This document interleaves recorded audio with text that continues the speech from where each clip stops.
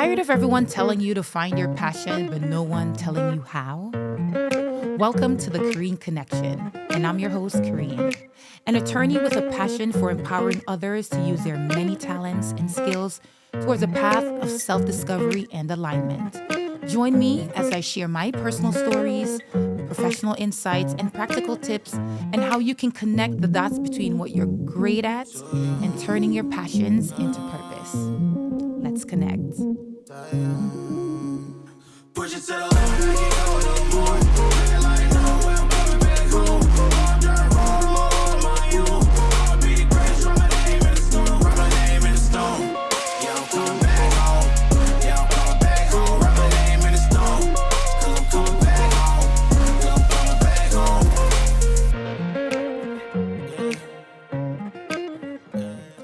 Hi, everyone, and thank you for joining me on the Korean Connection. Today, we're going to be talking about how do we find the drive, right? We're talking about this whole podcast is about connecting your passion to your purpose. But how does one find the drive, right? Forget figuring out what your passion is. How do you find the drive to even get there, right? And I think that's something that we don't really talk about so much because the day-to-day, stuff gets to you, and trying to find the motivation to even get into the mental space to get it done is the first step. And so I kind of want to take you through my journey of how I came to the United States as a young immigrant to this country, and how I found the drive through various stages of my journey to get me to a place where I'm right here today, where I am connecting my passion to purpose, which is speaking to you all here today. And so I want to talk to you a little bit more about who I am. And so in telling you my journey, I thought it was very fitting that I talk to you about who I am, so you can get to know who I am, but also all the little things and adversities that came along the way that gave me the drive to be where I am today. And so when I think back about my early days of where I found the drive, I would have to say it goes back to my entry into this country. And it's quite an interesting story to tell. I was 10 years old when I left Jamaica, a small island of Jamaica, to come to the United States. My mom was already here living in the United States. And, in the Caribbean, someone goes first, and prepare for the kids to come. And that was my mother.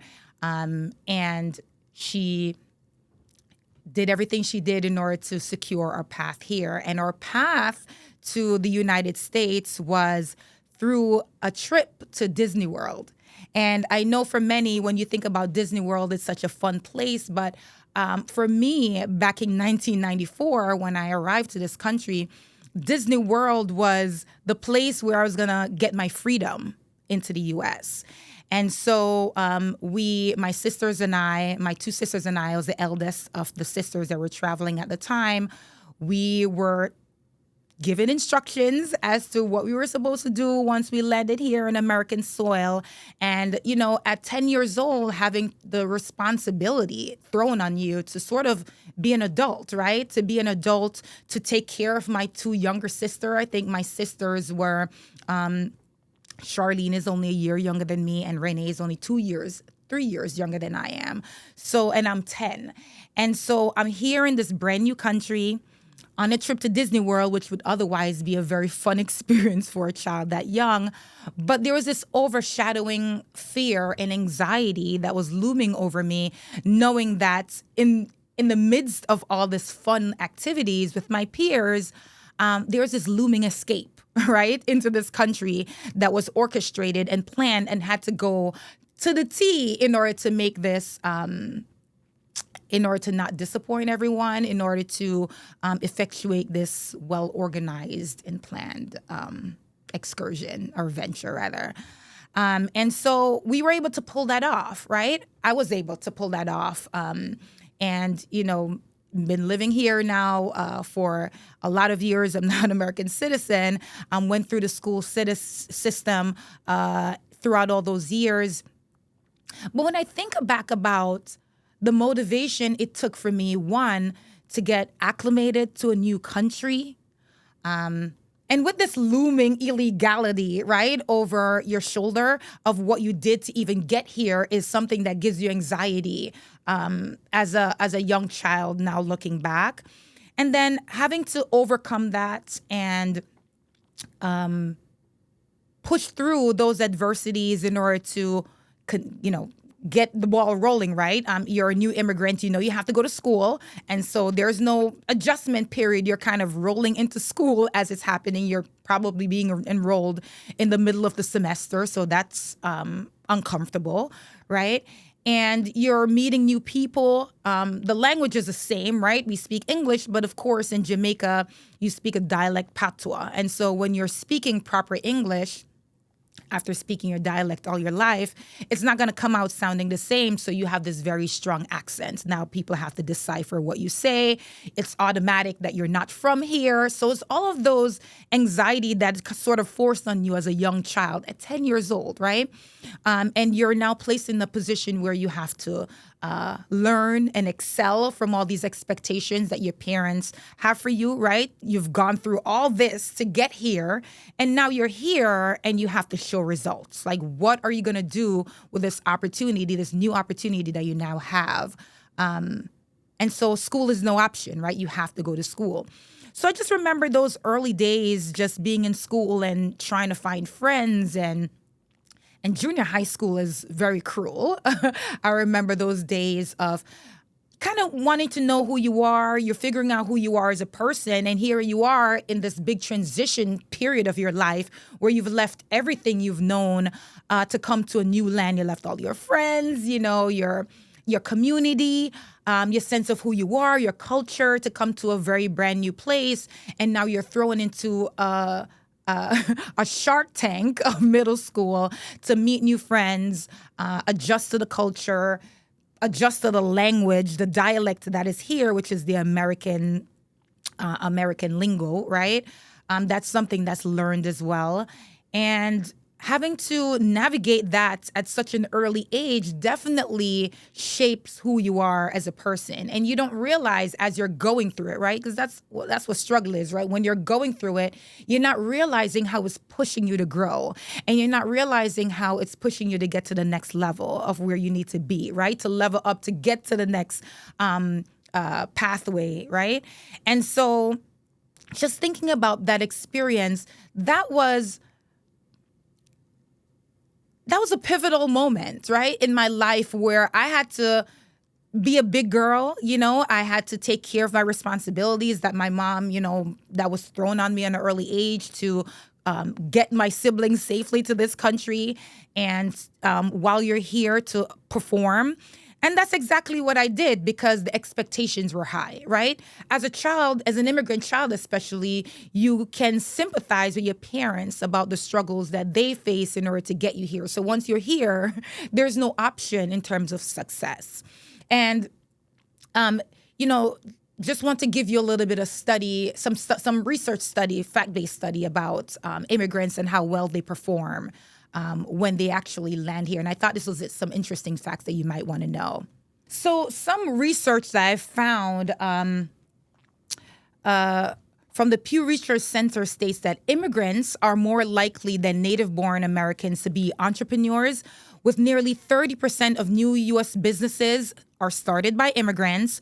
And in terms of professional success, immigrants hold a significant portions of jobs in healthcare, STEM fields, and many achieve success in their careers, despite systemic barriers. And, when in thinking back about just the drive, right, I had to have as a 10-year-old child turning 11 years old to be able to maneuver all those adult-like decisions that I had to make at that time. It's of no surprise to me that immigrants fare much, much better in terms of motivational success, individual success, than perhaps someone who hadn't gone through those challenges, right? You have to push yourself in order to get to the next level. And I think that's probably the common thread, one of the common threads that you will see when you study successful people. You have to find that internal drive. And so Navigating junior high school was just that. It was more about acclimating, but using those skills that I had unconsciously, right, in order to get to just even to get my feet on American soil and to be in an American school, the drive that I had, that it took for me as a young child in order to do that, was growing, right?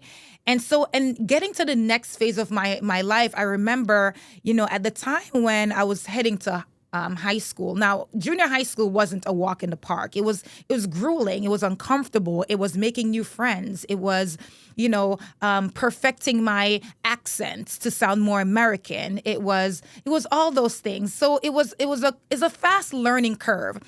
And it was quite tiring and emotionally stressful. So I remember when I was going to high school, I remember having the conversation with myself, and I said, you know what, Karine, if you struggle to speak with an American accent or struggle with communication or wanting to be more outgoing, throw yourself into that experience. And without knowing anything more about what my high school experience would be, having no context to pull from, I told myself that I was going to join a debate team when I was in high school. And that's exactly what I did. My high school experience was all about throwing myself into those uncomfortable spaces. And so, of course, education didn't necessarily come that hard for me because Jamaica educationally compete very well on the global scale. And so you would find that when you come to the U.S., things are not as challenging educationally. So you have more time to sort of, it's not really a get up to speed, but you have more time to kind of ease into where they are academically.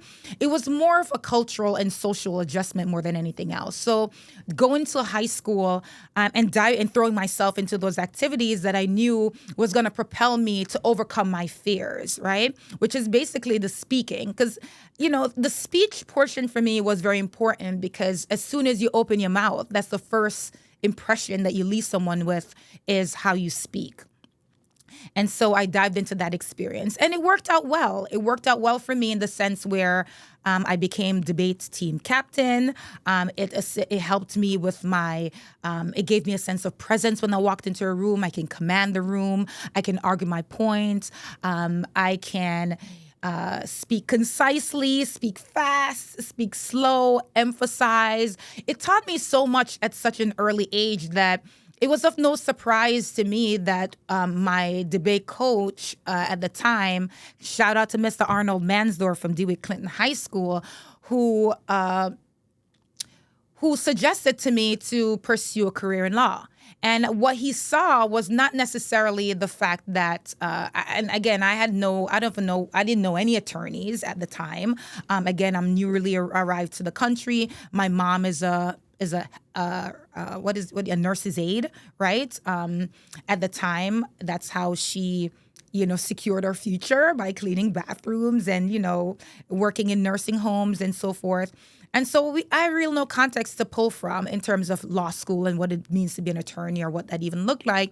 And he saw that in me, right? And that's one of the things that I really want to stress as you're talking about connecting your passion to purpose, right? I didn't know that I would have had a passion for public speaking, but it was my insecurities that propelled me to even pursue a path that would have thrown me unwillingly into something that ultimately I was really good at. And had I not explored that, or if someone not seen that talent in me, I don't know where I would have been, right? And so it's very early. It's very important to, when you find yourself in those uncomfortable spaces, to make sure that you find ways to put yourself in those spaces and push yourself past those obstacles and adversities that you think you may face, because you may just realize that that little obstacle is your bread and butter, right? That is where your real talents are. And I can think of so many different experiences in my life where I have allowed fear to not allow me to explore something that I know was perhaps a hidden talent of mine. And, to this day, I can tell you, I still think about those things had I explored them. where would I have been, And those things kind of haunt you. And when you hear people talk about living your life with regrets, it's those little small moments where you didn't develop that skill, or you didn't develop or you didn't push yourself to explore what it would feel like on that other side of fear, that doesn't allow you to the fulfillment of knowing that's something that I've done, or it's something that I'm good at. You're just kind of like always left with the wonderings, which is the worst thing to have happen. And so that was what high school did for me. I did very well in debating, won lots of awards, built my confidence. And so when my debate coach suggested a career in law, I didn't have anything else to, in mind. Actually, I shouldn't say that. Prior to my coach introducing me to a career, or suggesting that I pursue a career in law, what I wanted to do at that time, my first passion that I thought I was going to be really good at was to teach. I loved kids, and I thought, what better fulfilling feeling can you have from giving knowledge to the youth, right? Being a part of their development, being a part of who they are. You remember your days of that one impressionable teacher that you had really made an impact on you. I just told you one, my debate coach, who made such an impression, and you never forget those people. And so I guess from an early age, there was always that imprint on my brain about making an impression and leaving a mark, right, on this world, on people that I meet. And teaching was one of those professions that really resonated with me. For some reason, my mom was a teacher too. And for some reason, I just didn't think, after being in classrooms myself and seeing how students behave and, seeing the hardships that teachers go through on a daily basis, I knew that was not, while I had the passion for kids and youth development, I knew I did not have the patience for them. And so I quickly learned that was not going to be the path that I was going to choose.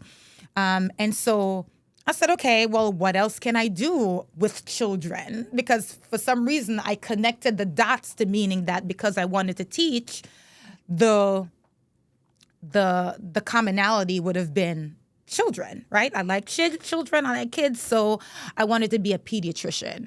And so without thinking about what that entailed to be a doctor rather than teacher, I just thought about the kids aspect, still carrying through that thread of wanting to do good, of be of service. And I thought about being a doctor, healing, right? What better feeling can you have from healing the sick? And so I said, okay, well, I'm going to be a pediatrician, until I realized after some studies that science was not my forte, right? And so the point is that you have to try these things, right, in order to know whether or not they're for you, whether or not you're going to be good at it.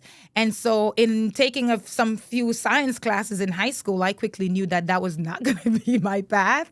Science was not my strong point. Outside of biology, I did like biology. Did I do well in it?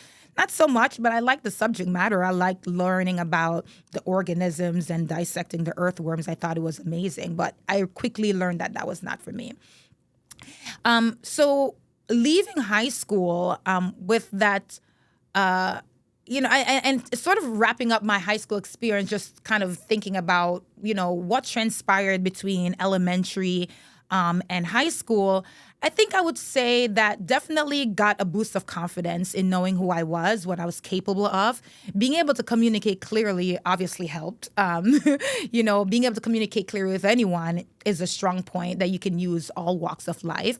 But I also left high school knowing that one, working with children was not for me. And I left knowing that science was not going to be something that I pursue when I got to college.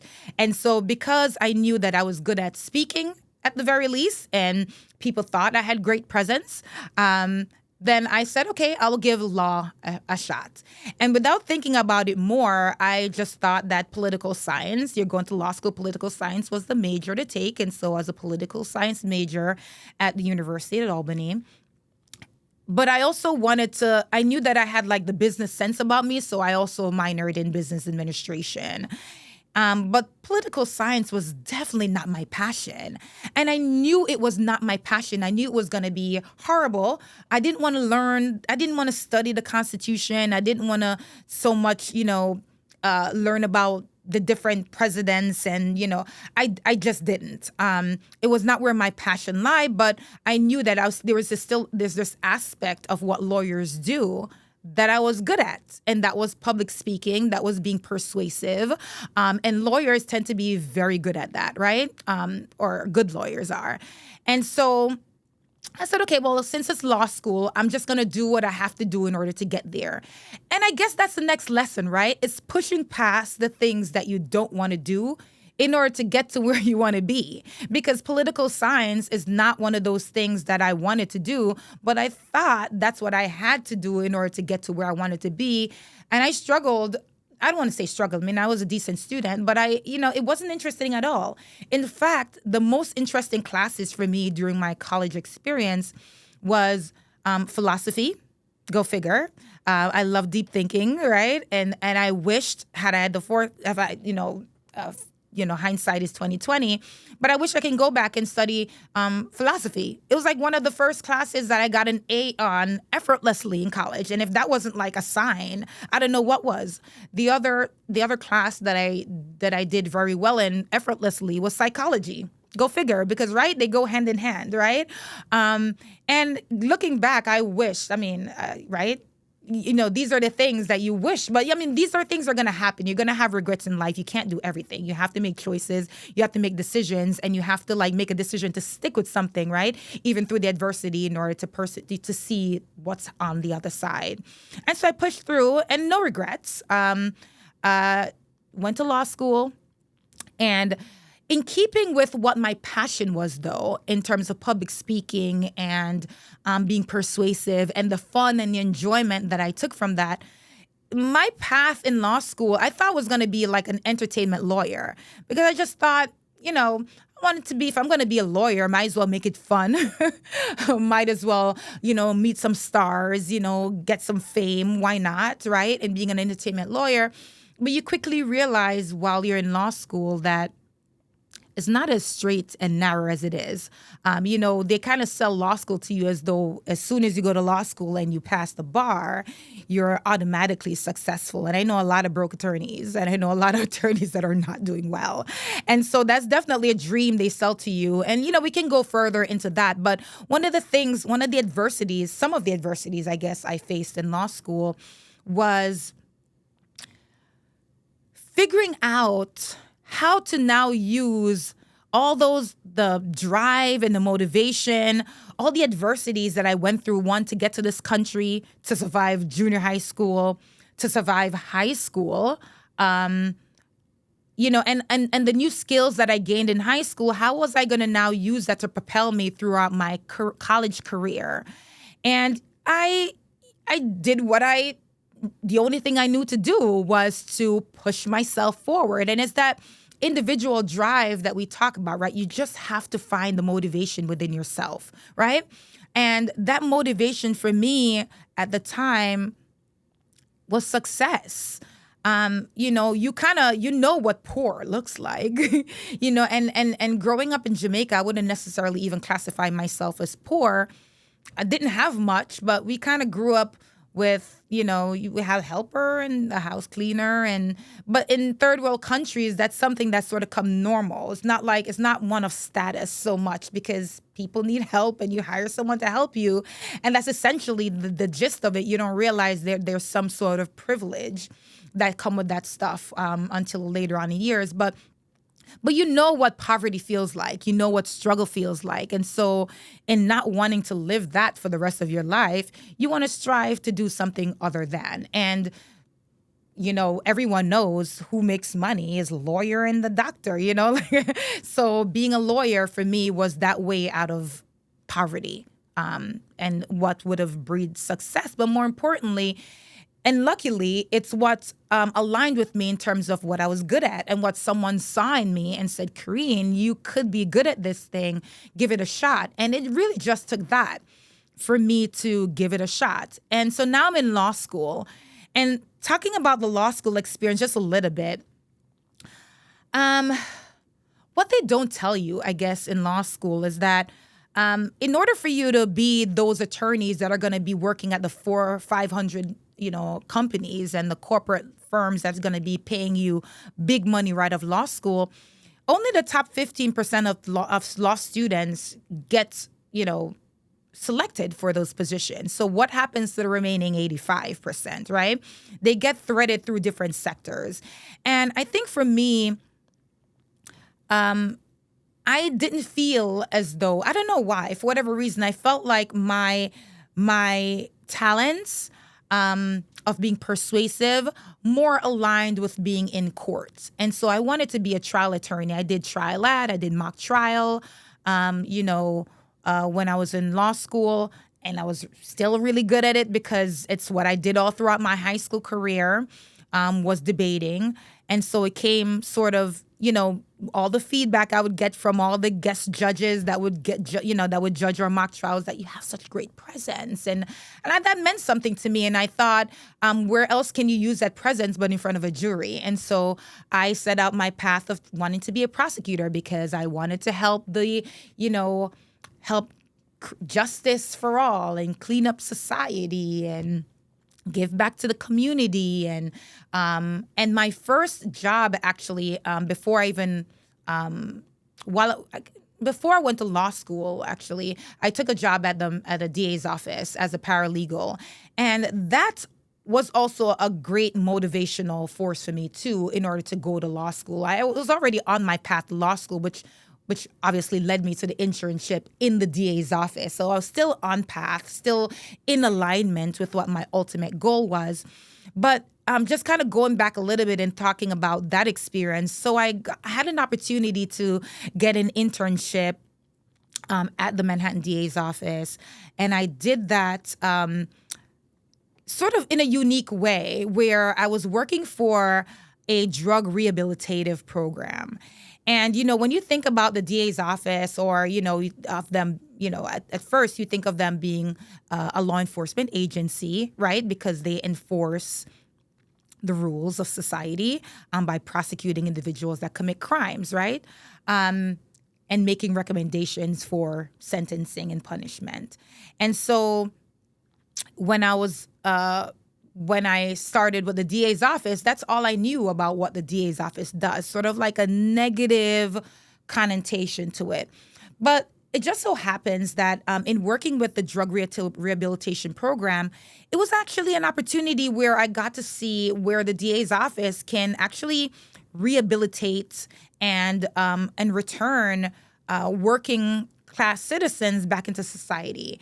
And that was very attractive to me. It also was very attractive to me that it was led by a Black woman, a Caribbean Black woman at that. And so that was really great for me to see that representation, for me to know that I'm providing value and putting value back into the community. And so that propelled me even more to want to go to law school. And ultimately, I left that job to pursue law school and ultimately a career in law. But going back to my law school experience, law school was really about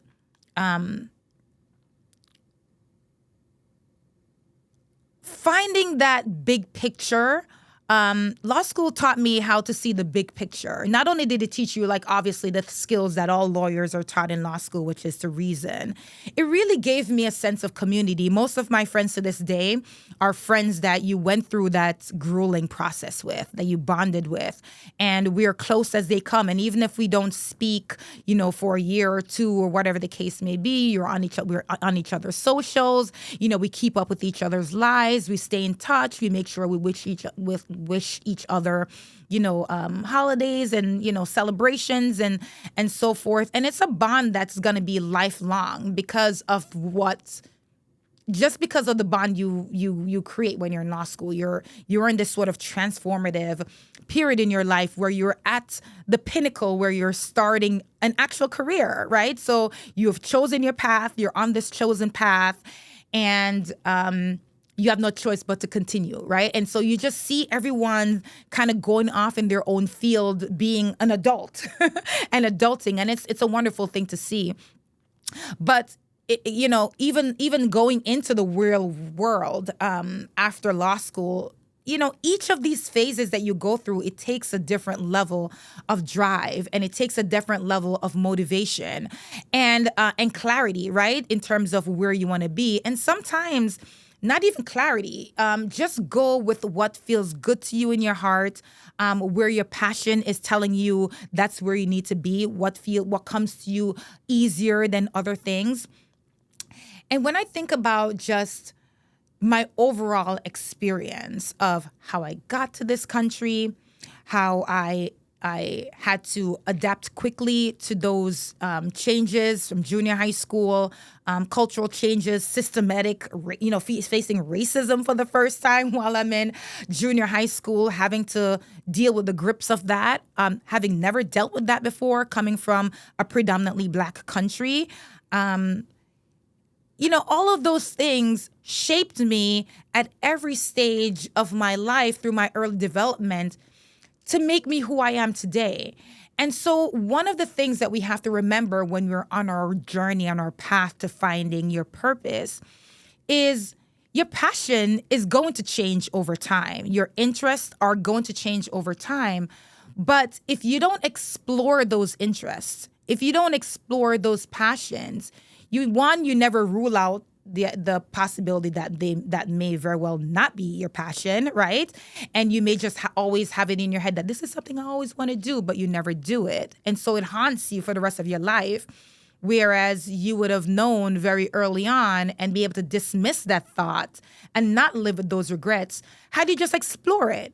And so in thinking about and connecting those dots, right, between all the varied experiences I have, all the adversities of pushing to get to the next level and connecting those dots, you can see where, if you were just looking at it piecemeal, it's not going to be easy. The common thread is you're not going to see the common thread, right? Until you've had enough varied experiences to be able to look back and critically think about, well, what was the common thread between what my passion was here and when it was no longer my passion in that moment to when you come to this new phase. For example, in thinking about all of my experiences from elementary to law school to now where I am right now, if I were to think about what was the common thread, right? Before I wanted to be a teacher, then I wanted to be a doctor. And then someone mentioned law school, and now I'm an attorney. And now I'm an attorney, and my passion is now finding me to you guys, right? Where I have this broad platform to share this wealth of knowledge and information I have, and help you guys come to grips with that burning desire you have in you to find what you're good at, to connect with what you're good at. Because I'm sure you know things that what you're good at, just to connect what you're good at to and your passion to finding something that's going to give you that sense of fulfillment, right? And when I think about all those varied experiences, it was really about the common thread between all those things was really about people. And it was really about helping people. And it was really about being in service of people. In every single one of those experiences I've had, and finding the motivation to get to the next step, it was about, yes, finding the individual determination, right? That's super important. And you just have to want it. You don't have to know what the it is. You just have to want better than what is, right? And you have to want change from the current status quo. And so if even based on that little nugget that's developing within your stomach, that like, this doesn't feel good, I want to do something different, use that. Use that as the motivation to propel you to get to the next phase in life. And so in thinking about, even now, I still struggle, guys, with what is my passion? What is it that I ultimately want to do in life? When I think about the commonalities, again, like I said, it's being of service, is using the gifts that God has given me to help someone else get to where they need to be in life. It's about developing, it's about youth development, it's about improvement, it's about growth. But the common thread is it's about sharing what you have on the inside with others that may need what you're able to give. And it's really just that simple. And so that's essentially what this podcast is about. It's about helping you get through all those stages in life where you can find ways to be of service to someone else. What is it that I'm good at that can help you get to where you need to be? And for me, I'm learning that the passion is helping, and the purpose and the satisfaction you get from helping others and that sense of fulfillment is going to give you that sense of purpose. And so even just taking the time to think about right now, just take the time to think about all of those things that you went through in your life that you found was challenging, because you are on the other side of them already, right? You're already sitting here, or maybe you're even going through it right now. But if you're going through it right now, just think about what it would feel like to be on the other side of that. And use that little fire to just do whatever the small step it takes to just get you feeling a little bit better and closer towards getting out of where you are, that sunken place that you are in right now. And that sunken place could just be stagnancy, like just being stagnant. For me, the worst thing in life is feeling stagnant, as though you're not growing. And so that propels me to want to do more, grow more, learn more, give more, share more. You know, it's really selfish to have all the talents that you have inside of you and not use it to help others. And so I'm happy that my first episode was about finding the passion. I'm happy that my first episode gave you a little snippet about who I am as a person. And I'm glad that, and I hope that, in you listening to my stories and following my path, you can connect the dots between all the adversities that you've gone through and connect them to finding your purpose and finding your purpose with passion, okay? So guys, that was my personal journey, right? And how I found the drive to get to where I am today. And in you guys finding the drive, I would just want to give you guys some actionable steps that you can take to find the drive and the motivation. And some of the things I would say is take small actionable steps towards the things that interest you, right? If you have a lot of things that interest you, break them up and make in smaller tasks. And, give yourself a timeline in which to explore those tasks. Another way in which you can find the motivation and the drive is a big one is to have a network of people who share similar likes as you, right? You want to be able to find your community, find mentors, find volunteer opportunities that'll give you opportunities to throw yourself into these spaces that you may deem challenging or uncomfortable. You want to foster a growth mindset, right? You want to always come from a space of learning something new, right? You never want to close yourself off from growth. And, in learning and growing, you're going to find people who are going to set you more along those paths towards aligning with what you're seeking. And so you always want to find a good network of common-minded people, okay? And the last thing is just you want to stay connected to your purpose. Whatever you feel your purpose is, that burning desire, that thing inside of you that you think everybody needs to know about you, just try to remain connected to that. Whatever that is. And if there's something small, if you've realized that there's something that you do that feeds that purpose, continue to feed it so it'll grow. And, what you will learn in this journey of connecting the dots between finding your passion and your purpose is that you have to push yourself past those uncomfortable feelings. And you have to give yourself time to develop, okay? Guys, I just want to remind you that finding your passion isn't always a straightforward journey. It involves self-reflection exploring different opportunities, and connecting your talents and cultural background to a larger purpose. Remember, purpose is found where your passion, talents, and desire to serve intersects. And so, thank you so much, guys, for joining me today, for spending your time with me, for listening to this podcast on the Korean Connection, and we hope to see you next time. Please remember to like, follow, and subscribe to the channel so you get those notifications and you know what topics are coming next. And I'll see you next time on the Korean Connection.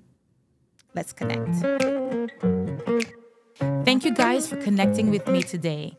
Don't forget to follow, like, and subscribe to my channel, The Korean Connection. To connect with me, you can email me at thekoreanconnection@gmail.com.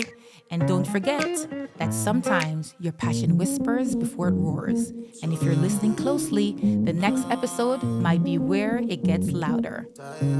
Let's connect. Push it to the left,